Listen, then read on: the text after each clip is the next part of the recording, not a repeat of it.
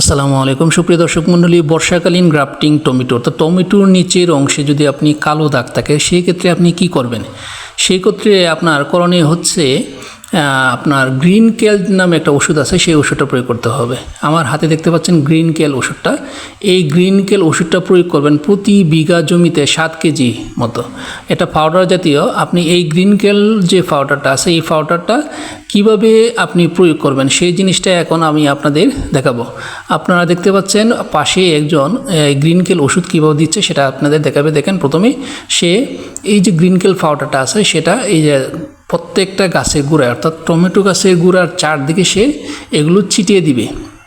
আপনারা দেখতে পারতেছেন সে গ্রিন কেল যে পাউডারটা আছে এটা টমেটো গাছের নিচে, আপনার উপরে যেটা দেখতেছেন এটার নাম হচ্ছে মালচিং পেপার, অর্থাৎ মালচিং পেপারের নিচে টমেটো যে গাছ আছে, এই টমেটো গাছ গুঁড়া আছে, সেই গাছের গোড়ায় চারদিকে এভাবে সুন্দর করে ছড়িয়ে ছিটিয়ে দেওয়ার পরে এইভাবে হাত দিয়ে পাউডারটা মাটির সাথে মিশিয়ে দিবে।